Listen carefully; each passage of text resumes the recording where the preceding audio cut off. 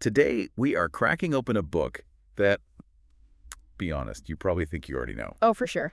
It's one of those titles that sits on the syllabus of every high school English class, usually right between Shakespeare and To Kill a Mockingbird. Mm-hmm.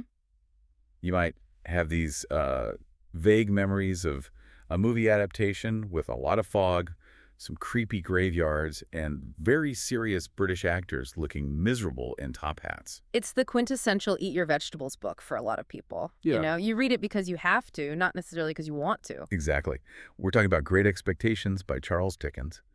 And usually, when we talk about this book, the conversation kind of stops at, it's a classic about an orphan boy named Pip. Right. But looking at the stack of research we have today, that description feels, well, it feels like describing the Titanic as a boat ride that got a little wet. That is a massive understatement. If you Yeah. actually look at the analysis we have in front of us, the argument is that Great Expectations isn't just a novel, it's a crime scene.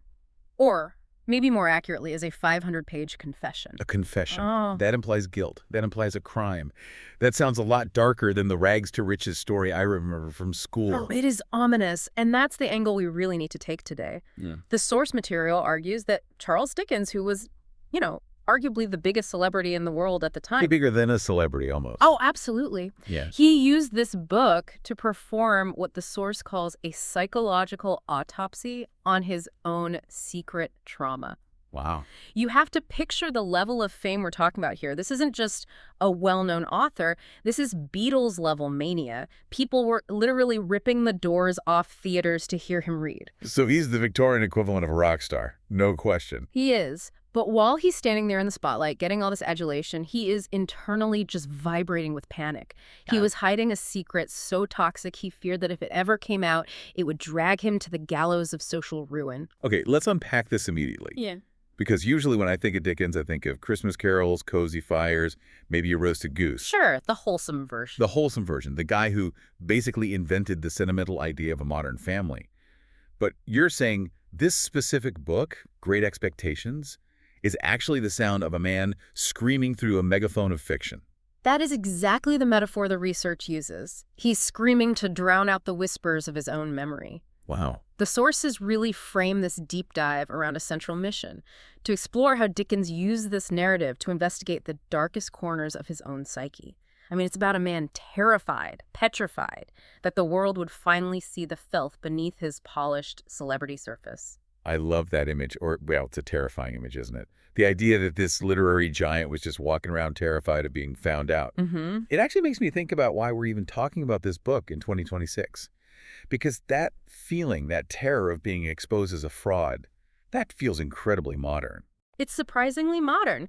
In fact, the source material explicitly connects this book to the year 2026. It poses a really terrifying question that I think makes the book incredibly relevant for anyone listening right now. Okay, what's the question? It asks, if you build your future on a lie, do you ever actually exist, or are you just a spirit haunting your own success? Ooh, that hits hard. Yeah. Especially now. I mean, we live in the era of the curated feed. Precisely. If we look at this through a 2026 lens, we aren't just seeing Victorian London, we're seeing a critique of the modern age of quiet luxury, curated feeds, and upgrading identity. I see that completely. Think about it. We are living in a time where everyone is trying to present this perfect, polished version of themselves online. We filter the photos, we omit the struggles, we present the highlight reel. Dickens was doing the Victorian equivalent of that, but in real life. So Pip's journey, which I always just thought was about him wanting to be rich, is actually about the anxiety of the upgrade. It is. More than that, it's about the terror that comes after the upgrade. The core warning the book offers is this. What happens when you finally get the life you dreamed of? Right. You get the clothes, the status, the recognition. You get the blue check mark, metaphorically speaking. But then you realize it was paid for in blood and built on someone else's suffering. And that realization just poisons the success. It taints everything. It does. Dickens lived in constant fear that his own success was a fragile glass palace built on mud. A glass palace built on mud. That is such a vivid description. Yeah. It's poetic, sure, but it just sounds exhausting, living your whole life waiting for the floor to crack. That explains the nervous energy you mentioned earlier. It's not just a stylistic choice. It's his actual anxiety bleeding onto the page. He was suffering from the ultimate case of imposter syndrome before there was even a name for it. And that fear, that's what drives the narrative. That's why the book feels the way it does. It's not a polite novel. It has this jagged, nervous energy. It's a desperate book. Okay, so we have a desperate author, a secret trauma, and a book that somehow predicts our current obsession with fake identities. But before we get too deep into the psychology of the man behind the curtain, we need to make sure everyone is on the same page with the story itself. Good idea. Let's do a quick summary. And let's start with the non-spoiler version. For anyone who somehow has managed to avoid the plot of Great Expectations for the last century and a half. Right. Let's actually visualize where this starts. We aren't in some cozy village. We are in the marshes of Kent. The text describes it as this raw, bleak place where the land just sort of dissolves into the sea. The sky hangs over everything like a wet shroud. Very cheerful. Classic Dickens atmosphere. It's incredibly atmospheric. It sets the tone immediately. This is a place of blurred lines, land and sea, life and death. And here is Pip, our protagonist. Our hero. He's a young orphan living with his sister who is, well, let's just say she's not the nurturing type. She's harsh. Raises him by hand. A euphemism for beating him. Exactly. But he also lives with her husband, the blacksmith, Joe Gargery. And Joe is important. Joe is the anchor. He's the blacksmith. He represents the forge, the fire, the warmth. But Pip is just a kid at this point. And the inciting incident happens in a graveyard. This scene is iconic. I feel like everyone knows this scene. It is. Pip is staring at the tombstones of his parents and his 5 dead little brothers. He's utterly alone. And suddenly, out of that mist, up pops a man. Not just a man. A nightmare. Right. An escaped convict named Abel Magwitch. This man is starving, he's shivering, and he is locked in these heavy leg irons. He grabs Pip and threatens to essentially rip his heart out if the boy doesn't steal him a file to cut the irons and some food to eat. Talk about a traumatic start to a story. It's just primal fear. It is. But here's the key. Pip helps him. He's terrified, but he helps him. He steals the food. He steals a pork pie and some brandy. And he steals a file from Joe's forge. He brings it to the convict. And he probably thinks, okay, that's it. I survived. I'll never see this scary guy again. Crisis averted. Exactly. He thinks that chapter is closed. And then the premise of the book really kicks in. Pip grows up a bit. He starts working in the forge with Joe, but he feels trapped. He looks around at the soot and the heavy boots and the rough hands, and he just feels trapped by the commonness of the forge. He hates his low status. He wants to be more. He wants out. He wants out, and then the miracle happens. The wish fulfillment part of the story. The wish fulfillment. A lawyer from London, a man named Mr. Jaggers, shows up out of the blue and tells Pip he has great expectations. An anonymous benefactor has settled a massive fortune on him. And the rules are? He is to leave the forge immediately, move to London, and begin his education as a gentleman. And Pip assumes he knows who the money is from, right? He connects the dots in his own head. He connects them instantly. He assumes his patron is the wealthy, eccentric Miss Havisham. She lives in this decaying mansion nearby called Satis House. Satis House, as in enough. Right, the irony being that nothing is ever enough in that house.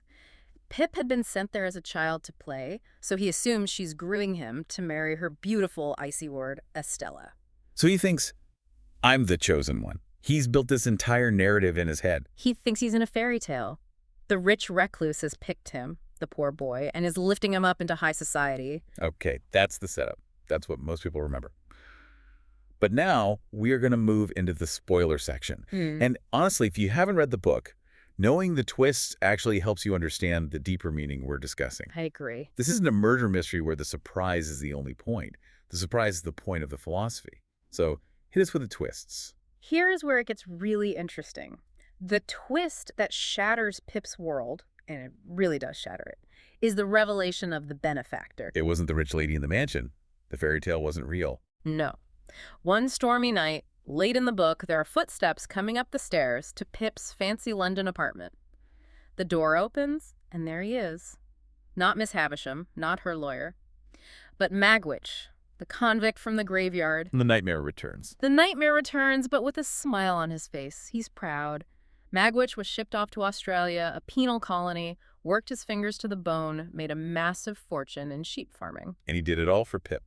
He decided to pour every single penny into making a gentleman out of the boy who showed him that one tiny act of kindness on the marshes all those years ago. That is the ultimate crisis for Pip, because he's been walking around London acting like a lord, looking down on everyone, thinking his money came from ancient aristocratic wealth. Exactly. He realizes his entire high society lifestyle, his silk shirts, his gentlemen's clubs, his fine furniture, was funded by what the source called brutal, illegal labor. It wasn't old money, it was convict money.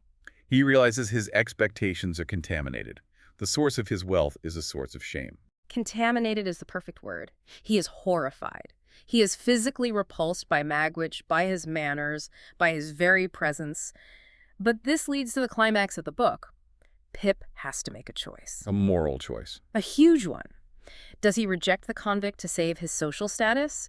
Does he turn him in to the authorities, which would mean certain death for Magwitch? Or does he stand by him? And this is the redemption arc. This is where he has to grow up. It is. He chooses loyalty. He finally realizes that this monster, this convict, has loved him more purely and selflessly than anyone else in the world.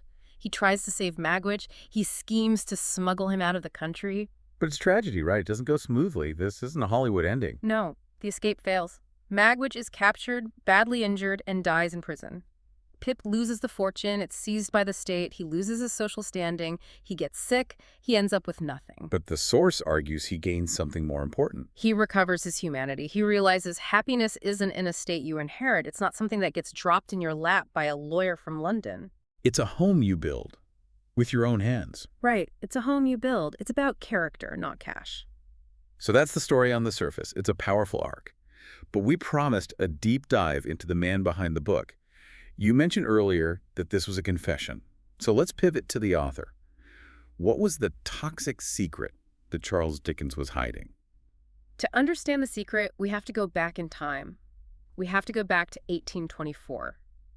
Charles Dickens is 12 years old. He's a smart kid, full of imagination. He loves to read.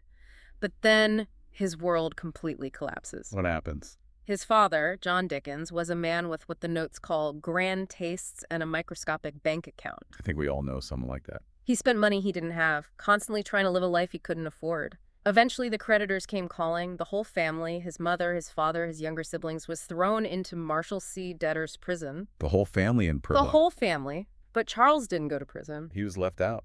No, Charles was the sacrifice. At 12 years old, he was pulled out of school and sent to work in Warren's blacking factory. Okay, wait. Blacking, we're talking about shoe polish, right? Shoelish? Seems so minor to us now. Why would a grown man, a massive celebrity, be so traumatized by pasting labels on jars? I mean, it sounds like a bad summer job. Why did this break him so profoundly? Because you have to understand the class dynamics of the time. It wasn't just a job, it was a social death. He was a boy who saw himself as a future gentleman, and suddenly he's pasting labels onto pots of shoe polish for 6 shillings a week, working alongside rough men and boys he considered common. For him, this was hell. So he felt like he'd been thrown away, like he was garbage. He felt like a small cane, abandoned to the rotten rats.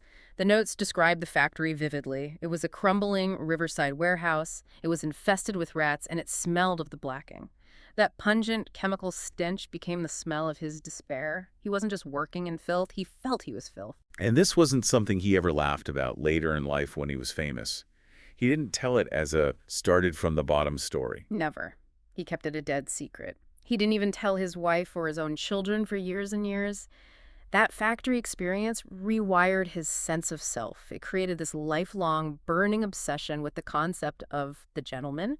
He was terrified of losing his status again, of sliding back down. That fear of sliding back. Yeah. That's powerful. It explains so much. The source mentions that even at the absolute peak of his fame, when he was dining with politicians and selling out readings across the world, he felt like a fraud.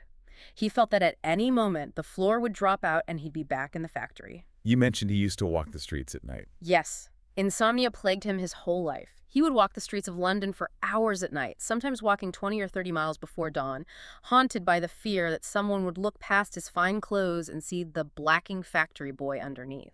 That connects so perfectly to Pip. Yeah. Because Pip is constantly worried people will see he's common, he's always checking himself. Exactly. Great Expectations is Dickens asking, on a massive public stage, if he is enough. The source says the jagged, nervous energy of the book comes directly from this real-life anxiety. He isn't writing about a fictional character's snobbery. He's investigating his own deep-seated trauma. When Pip is ashamed of his coarse hands and thick boots, that is Dickens being ashamed of his own past. It puts the whole historical and cultural context into a new light. Yeah. Because the Victorian era wasn't exactly forgiving about poverty, was it? It wasn't seen as a systemic issue. It was a character flaw. Not at all. The source notes that in this era, poverty was treated like a moral offense. It wasn't just bad luck. It was seen as a sin. If you were poor, it was because you were lazy or drunk or morally bankrupt. You deserved to be poor. Which makes the fear of falling back into poverty even worse. It's not just about losing money. It's about losing your soul in the eyes of society. Precisely. And then you have the physical reminders of that fall all around you. You have the hulks. We have to talk about the hulks. The book opens with them looming in the background. What exactly were they? The hulks were giant, rotting prison ships anchored in the Thames. They were old warships that had been decommissioned, stripped of their masts, and turned into these floating prisons. The source calls them floating coffins. That is a horrific image. Imagine looking out at the horizon from the marshes and seeing these black, massless hulks just rotting in the mud, knowing they were packed with convicts in chains. They were constant, visible reminders to everyone in London, and especially to Pip, of how thin the line was between being a citizen and being a criminal. It's the social cage, as the source puts it. That's a great term for it. The marshes in the book represent a barrier. Pip looks at the horizon and he sees bars he cannot name but can feel. The source frames the Victorian world as a place where the things we bury in the mud have a way of surfacing when the tide comes in. That is chilling. It implies you can never truly escape your origins, no matter how much money you get. It always comes back. Which brings us directly to the themes, the heart of this episode. We've talked about identity, but let's go deeper into identity and shame, because that's the engine of the book, isn't it? It is. The engine is the desperation to belong. Pip views the honest work of the forge, the place where Joe is, the only place he's ever been truly loved, as a disease. Which is so tragic because Joe's the best guy in the book. Joe is nothing but love and unconditional support. He is. He's the moral center of the entire novel. But Pip can't see that anymore. Once he gets a taste of something else, he views the decaying air of Satis House, Miss Havisham's place as the breath of high society. He's got it completely backward. He values the rot and decay of the upper class over the warmth and life of the working class. He lives under what the source calls emotional surveillance. Yes, he is constantly checking himself. Am I passing? Am I holding my fork right? Am I speaking correctly? Do I look like a real gentleman, or do they see the blacksmith's boy? And that links so perfectly to the theme of the cost of wealth. The source asks a really provocative question. Who paid for your expectations? That's the central question of the whole book. Pip realizes his lifestyle is funded by a convict's suffering. Every silk shirt he buys, every fancy dinner he eats, is paid for by Magwitch, sweating in the Australian sun. Wealth is shown as something that can be contaminated. It's not neutral, it carries the story of how it was made. I think that's a hard pill to swallow even today. We like to think money is just money. But Dickens is saying, no, money carries the weight of its origins. Exactly. And then there's the struggle that defines Pip's soul, loyalty versus vanity. This is the choice he has to make at the end. This is the moral crux. Pip spends most of the book choosing vanity, protecting his image. He cuts Joe out of his life because Joe looks and sounds like a blacksmith. He's ashamed of him. But true gentility, Dickens argues, is defined by your actions, not your title or your clothes. Right. The moment Pip chooses to protect Magwitch, despite the social ruin it will bring him, is the moment he actually becomes a gentleman. It's almost ironic. He becomes a true gentleman by publicly aligning himself with a convict. That's the beautiful, profound irony of the book. I also want to touch on trauma and time, because we have these different characters dealing with the past in very different ways. It feels like a study in psychology almost. It is a study in trauma responses. Look at Miss Havisham. She tries to freeze the past. She stops all the clocks. She wears the rotting wedding dress. She refuses to let the sun set on the day she was jilted at the altar. She's living in a permanent now that is actually 50 years in the past. Right. And then look at Pip. He tries to run from the past. He tries to buy his way out of it. He thinks if he just changes his clothes and his accent and his location, the past will disappear. And Magwitch, what's his approach? Magwitch tries to redeem the past. He can't change who he is, a convict, but he tries to rewrite his legacy by creating a new version of himself in Pip. He wants to build a gentleman. The source conclusion on this is interesting here. It says, we cannot erase the past, but we decide which parts of it get to define us. That's the lesson. You can't stop the clock like Havisham, and you can't outrun the marshes like Pip tries to do. You have to integrate it. You have to face it. That leads us perfectly into the characters, because they aren't just people, they are archetypes of these trauma responses. Let's start with Pip. We've talked about him a lot, but let's look at his transformation. Pip starts as a terrified but good-hearted child. But as he gets his money, the source says he becomes a prisoner of desire. And let's be honest, he becomes kind of a jerk, a real snob. Oh, he becomes insufferable. In London, the source says he perfects the art of the sneer. He becomes ashamed of Joe. There's a scene where Joe comes to visit him in London, and Pip is just mortified. He treats Joe with cold, patronizing politeness. That hurts more than if he was just outright mean. Patronizing politeness is such a specific and devastating kind of cruelty. It's looking down your nose at someone you love while pretending to be nice. Exactly. It's the betrayal of intimacy. Pip's redemption only occurs when he sees the human being behind the convict label. When he sees Magwitch dying and holds his hand, he realizes that this man's love was the only real thing, the only pure thing in his entire fancy life.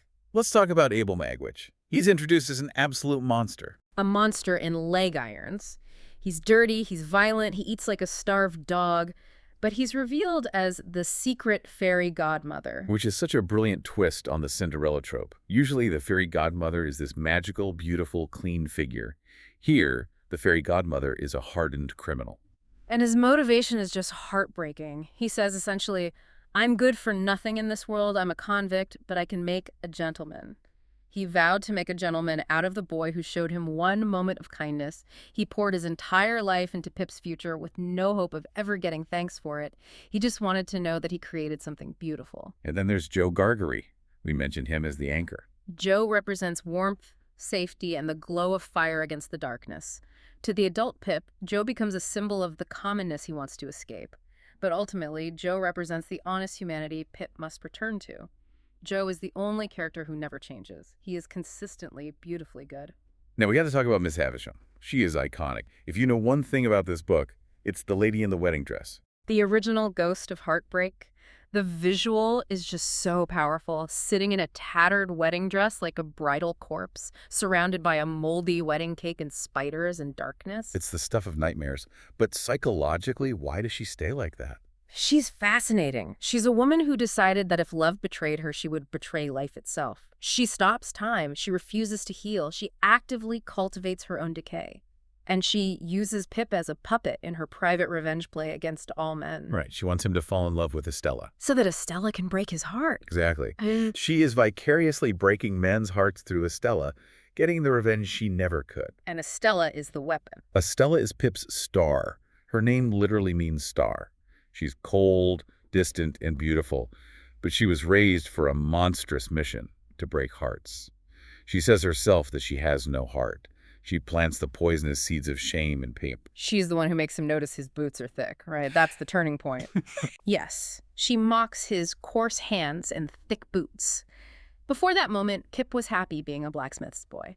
After that moment, he sees himself through her eyes, and he hates what he sees. She creates his shame. And finally, Mr. Jaggers, the lawyer. He's a fascinating, cold figure. He moves through the criminal underworld of London with this terrifying efficiency. He defends the worst of the worst, but he keeps himself completely separate.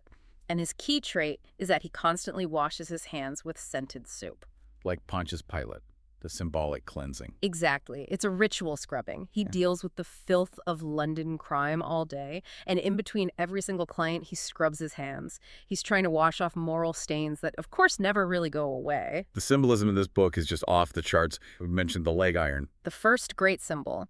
It represents an unshakable weight from the past that money cannot cut away. Magwitch physically cuts the iron off his leg, but he can never cut the convict out of his soul or his identity in society. Stop clocks. So simple, so effective. Frozen at 20 minutes to 9. That's the exact moment Miss Havisham was abandoned. It's a warning of what happens when you refuse to let go of one bad day. If you let your trauma define you completely, you become frozen in time. I love the contrast between the Forge and Satis House. It's the core contrast of the book. The rhythmic strike of Joe's hammer, which is honest labor, creation, warmth, fire, versus the still, silent, rotting air of the mansion. It's decay versus creation. And Dickens is clearly siding with the forge, even if Pip can't see it for most of the book. And Smithfield Market, that's a subtle one. This is a detail people often miss, but it's so important. When Pip first gets to London to begin his new life, he walks through Smithfield Market, and it's full of the blood and filth from slaughtered cattle. He literally walks through blood to get to his new life as a gentleman. A physical reminder that wealth has a cost. It's visceral. It's pure Dickens. He uses iron and mist to build this world, to make you feel it. The source describes the narrative voice as a man screaming through a megaphone of fiction. It's desperate. It is. It's Dickens grabbing the reader by the lapels and saying, don't make the mistake I made. Don't build your house on mud. It will collapse. Now, let's talk about how this was received. Because Dickens was a celebrity, but this was darker, more introspective than his usual stuff. Did people get it at the time? The source implies that while he was a massive success no matter what he did, this book was a departure. It was more personal, more psychological. But the 2026 perspective is what's really fascinating here. Why does it resonate so much now? Right. The source argues the story hits differently in 2026. Why is that?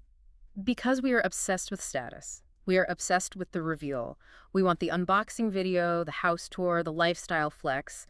Great Expectations rips the mask off that obsession entirely. It exposes the raw nerves underneath all of that performance. Exactly. It connects the Victorian social hierarchy to modern social media feeds. The source has this great line, it calls it, the Victorian version of curating your feed so no one ever sees you on a bad day. That is so spot on. Pip is trying to curate his feed. He doesn't want anyone to see Joe. He doesn't want anyone to see the forge. He only wants them to see the silk shirts and the fancy apartment. Wow. It really encourages you, the listener, to see yourself in the archetypes. Are you a Pip? Are you trying to upgrade yourself at the cost of your authentic relationships? Are you a Magwitch? Are you trying to buy love and validation? Or are you a Havisham? Are you holding on to a grudge that is slowly rotting your entire life? It's a question we all have to ask. The book forces that introspection. So as we wrap up the analysis and move toward personal reflections, what is the key takeaway for you? When you close this book, what stays with you? For me, the most striking moment is Pip's realization in the ruins of his old fantasies. He finally gets it. He understands that the definition of happiness is not an estate or a rank or a title. It is built with scarred hands beside people who see you clearly and love you anyway. I love the idea of scars as medals. Pip's scars, the fire he survives when Miss Havisham's dress ignites, the shame he feels, the devastating loss of his fortune. Those are the only medals he truly earned. Everything else was bought for him. But the wisdom he gained from that pain, he earned that. And the final lesson. The mists never fully disappear, they just drift. The book ends with a bit of ambiguity. The mists are rising from the marshes. And I think the message is that we are all haunted by versions of ourselves we tried to destroy. The story is a testament to survival. Deciding to burn down the old house of trauma and start over, you have to be willing to let Satis House burn. Before we let everyone go, we have some fun extras. Some weird trivia that didn't quite fit into the main flow, but is too good to leave out. Well, we talked about Dickens's night walks. I just want to emphasize that again. He would walk London for hours to outrun his anxiety. The source says he walked at a pace of 4.5 miles per hour. That's a serious power walk. He was literally power walking away from his demons. Literally. And the clock time. It wasn't just late. It was precisely 20 minutes to 9. Dickens was obsessed with these small, significant details. And the fire. Miss Havisham's end. Her death. It is described as her ancient wedding dress igniting in a flash. It's the violent, sudden end of a life lived in permanent pause. It's almost necessary. The rot and decay has to be burned away for anyone else to move on. And here's a provocative question for the listener to take with them. We always like to leave you with something to chew on. The question is this. If they stripped away your clothes, your job title, your follower count, your bank account, would there be anything left you're not ashamed of? That's the question. Who are you when the great expectations are gone? Exactly. Who is underneath all that? So as we close out, remember this. We all have a Magwitch in our past, a shameful secret, a part of our story we want to hide. And we all have a Havisham in our heads, a little voice saying, never forgive, never move on. The challenge, I think, is to be brave enough to stop haunting your own success and actually start living inside it authentically. Reflect on who paid for your expectations. And if this deep dive helped uncover the darker, messier truths hiding under this classic, you know what to do. Absolutely. Go build something real with your own hands. Thanks for listening to The Deep Dive. Until next time.